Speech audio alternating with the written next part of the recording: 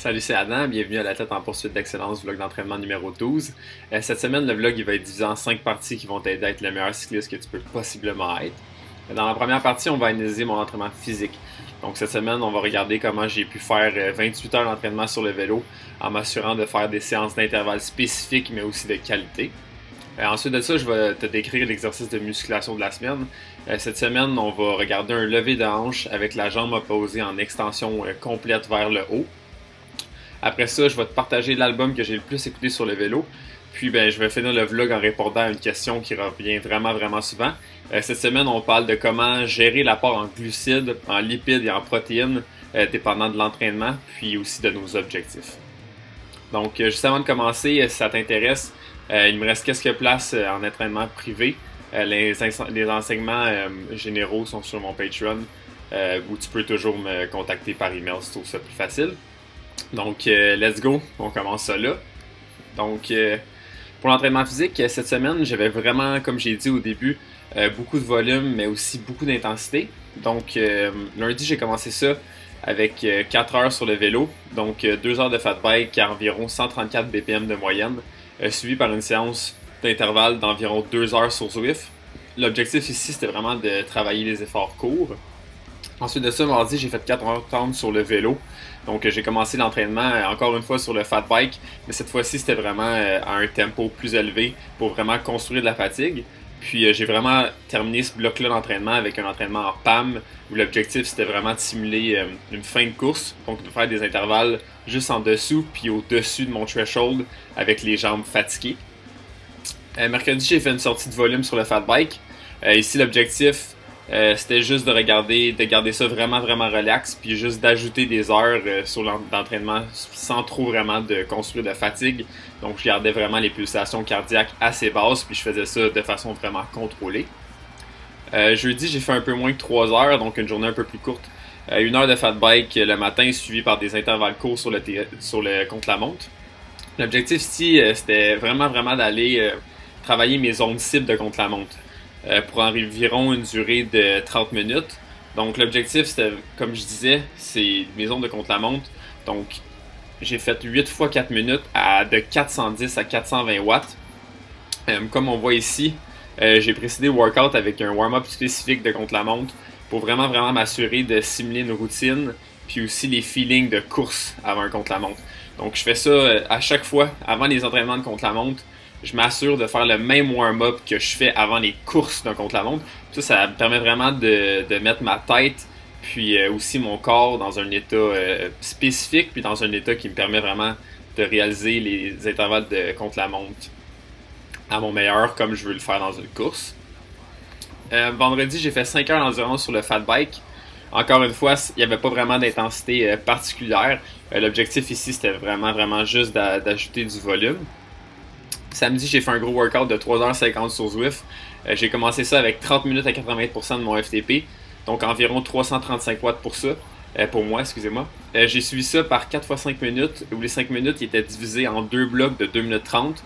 Donc c'était 2 minutes à 375 watts, suivi de 30 secondes à 500 watts. Je faisais ça 2 fois. Puis ensuite de ça, j'ai fait 6 fois 2 minutes. Ici, les 2 minutes étaient divisées vraiment en petits intervalles, donc 10 secondes sprint, suivi de 50 secondes hard, suivi de 15 secondes récup, suivi de 15 secondes à environ 500 watts, suivi de 15 secondes récup. Et finalement, je finissais le 2 minutes avec 15 secondes à un sprint maximal. Puis finalement, j'ai terminé la semaine en douceur avec juste un 2 heures relax sur le vélo de contre-la-montre. J'aime vraiment ça, faire mes rides relax sur le contre-la-montre, parce que ça me permet vraiment de travailler sur ma respiration, mais aussi ma stabilité dans la position de contre-la-montre. Comme vous savez, une position qui demande vraiment de pratique si elle veut être tenue à un grand effort. Donc je pense que les easy spins, c'est vraiment une bonne façon pour moi, puis pour vous, de travailler votre position de contre-la-montre. Donc overall, ça me donne une semaine de 28h27 d'entraînement, avec une charge d'effort totale de 1139 TSS. Donc c'est quand même bonne semaine d'entraînement. Donc maintenant pour l'exercice de musculation. Cette semaine, on va vraiment analyser un exercice d'explosivité. Donc cette semaine, on parle d'un lever de hanche à une jambe, avec la jambe opposée en extension.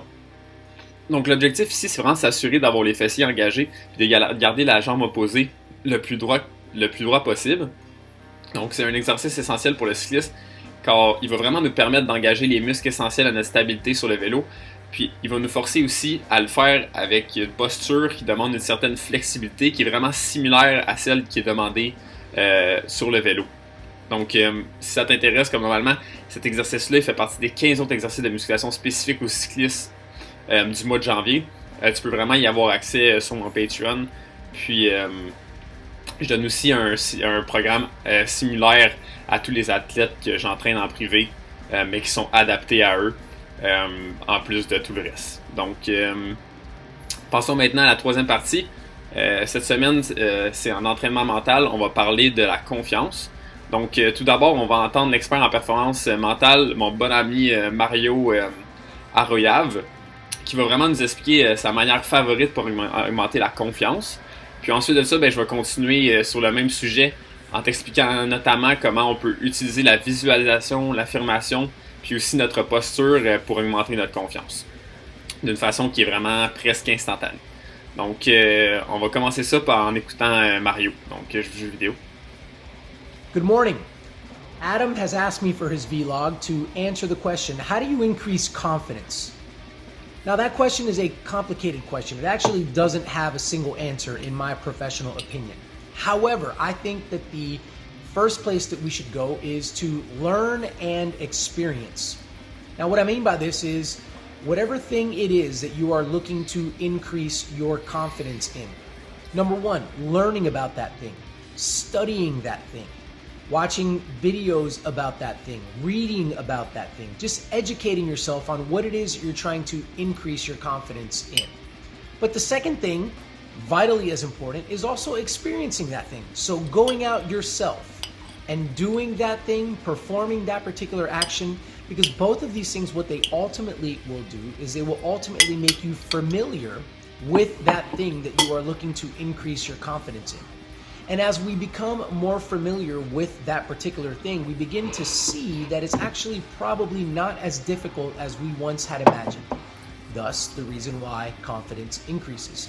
So just a quick, short answer. Not that this covers all of our bases, but it's a great place to start. Thank you guys so much for watching. Donc, vite, là, si je résume ce que Mario vient de nous dire, il nous dit vraiment que pour être confiant dans quelque chose, on doit vraiment s'assurer d'apprendre sur la chose en question, puis d'expérimenter avec la chose en question afin qu'elle devienne familière, que cette chose-là devienne familière pour nous, puis ça va nous permettre de la considérer comme quelque chose qui est familier, donc elle va être moins intimidante, elle va être moins incertaine, donc on va être automatiquement plus confiant quand on va la faire, donc de vraiment apprendre sur la chose en question, puis d'expérimenter avec cette chose-là. Si je veux la formuler d'une autre façon, on pourrait dire que la confiance, c'est la compétence. Donc, la confiance, ça vient vraiment principalement d'un travail de qualité, puis elle augmente avec l'entraînement et la compétition. Donc, la vraie confiance est vraiment acquise avec la pratique, puis elle vient aussi de la reconnaissance de l'excellence d'un travail nécessaire pour pleinement prêt à être performé de manière optimale. Donc, avoir la capacité d'atteindre notre niveau d'excellence personnelle jour après jour, peu importe comment on se sent, ça l'entraîne vraiment inévitablement une augmentation de confiance personnelle. Donc ça me fait vraiment penser à une quote de Ronda Rousey qui est vraiment simple, mais elle nous dit dans le fond qu'elle a travaillé vraiment vraiment dur pour avoir une haute estime de soi. Puis c'est un peu comme ça avec la confiance. La confiance, ça vient, il y a des trucs pour l'augmenter, mais elle vient principalement d'un travail de qualité, puis d'un travail dur, puis d'une connaissance de ce qu'est-ce qu'on fait dans le fond. Donc juste pour résumer ça, dans le fond, c'est que l'action, elle n'a pas besoin de la confiance, mais la confiance, elle se construit vraiment, vraiment par l'action. Donc, maintenant, on va explorer 3 exercices concrets qui vont vraiment t'aider à augmenter ta confiance pratiquement instantanément. Donc, pas avec un gros travail comme qu'est-ce qu'on vient de voir le demande. Donc, je t'invite à suivre avec moi, puis à prendre des petites notes. Donc, je vais te lire ça. Visualise, affirme et incarne tes points forts personnels. Remarque et micro-célèbre quand tu es génial. De reconnaître et d'honorer les comportements dont tu es fier les rendra plus faciles à répéter. C'est ce que tu as fait de mal et afin d'apprendre et de t'améliorer. Laisse seulement la solution occuper ta conscience et laisse aller tout ce qui n'est pas utile pour résoudre le problème. Comme lorsque tu fais du vélo, tu ne regardes pas ou tu ne penses pas aux choses que tu ne veux pas frapper. Tu regardes et penses à ce que tu dois faire pour arriver là où tu veux être. Visualise. Pour gagner en confiance, connecte-toi à la meilleure version de toi-même. Avec la visualisation, rappelle-toi un événement où tu étais à ton plus puissant, afin que tu puisses ressentir ce sentiment de triomphe et l'utiliser comme un pont pour te connecter à ton toi le plus élevé. Prépare-toi pour une grande performance. Visualise-toi en train d'exécuter avec succès ce que tu veux réaliser. Avant de performer, entre dans ton état d'esprit idéal avec un souvenir de toi quand tu étais à ton meilleur. Vois-toi réagir de manière optimale dans le processus et face aux obstacles potentiels. Si cela se produit, alors tu réponds comme ceci. Sois extrêmement clair dans tes pratiques de visualisation. Inclus émotions, actions et sensations avec une visualisation profonde. Tu te changes littéralement parce que ton cerveau ne peut pas voir la différence entre la visualisation et l'action réelle. Ton esprit et ton corps s'adapteront à la situation, qu'elle soit réelle ou imaginaire. Les deux se produisent dans la conscience, par conséquent, elles sont traitées également par ton cerveau. Un petit PS ici, la visualisation n'a que de valeur que si elle t'aide à traduire ce que tu visualises dans le monde réel. Affirme. Rappelle-toi constamment ce qui te rend grand et qui tu veux devenir. Utilise les personnes que tu admires pour guider tes actions et donc construire ton identité. Chaque fois que tu fais face à un choix crucial, demande-toi, que ferais? Là, tu peux insérer ton modèle préféré dans cette situation. Le mien, personnellement, je me demande que ferait Georges Saint-Pierre, puis je réponds selon la réponse. Incarne. La façon dont tu te tiens a un grand impact sur ce que tu ressens. Ton corps influence grandement ton esprit. Cela étant dit, tu dois consulter tes valeurs pour superviser la façon dont tu agis et utiliser ces actions pour guider tes sentiments plutôt que de laisser tes sentiments guider tout ce que tu fais. Ta pratique consiste à agir comme si tu étais déjà la meilleure version de toi-même. D'incarner de plus en plus régulièrement ton toi optimal est essentiel pour le devenir.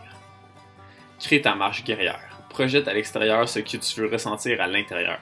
Laisse ta posture guider tes émotions. Tiens-toi droit avec la tête haute et le torse sorti.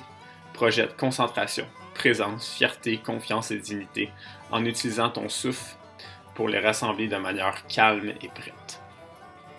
Donc c'est tout pour l'entraînement mental de cette semaine. Pour l'album que j'ai écouté le plus durant l'entraînement, cette semaine on parle de l'album de Panopticon Roads to the North. Panopticon, c'est un groupe de black metal atmosphérique composé uniquement du multi-instrumentaliste, vocaliste et compositeur Austin Long. Juste en regardant la cover ici, tu peux comprendre pourquoi c'est l'album de la semaine.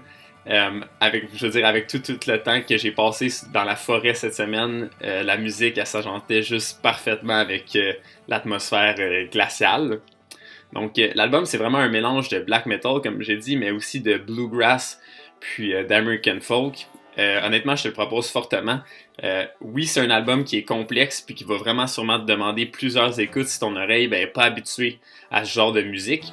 Mais fais-moi confiance, les mélodies, l'émotion, puis l'atmosphère qu'elle procure cette musique-là en vaut vraiment, vraiment la peine. Donc, je te le propose vraiment, puis je t'encourage à l'écouter plus qu'une fois. Tu vas voir, plus que tu vas l'écouter, plus que ça va devenir naturel, puis plus que tu vas pouvoir apprécier tous les détails.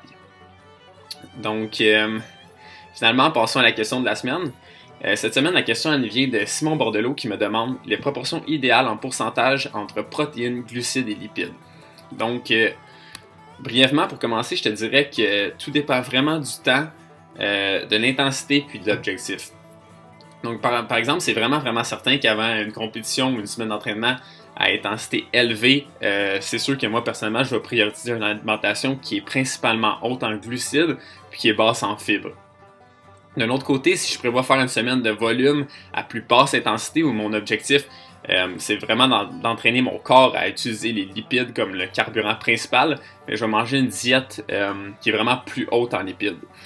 Personnellement, du côté protéines, mon apport en protéines ne change pas considérablement, puisque pour moi, c'est vraiment pas une source d'énergie première, c'est plutôt une source qui sert à la réparation musculaire.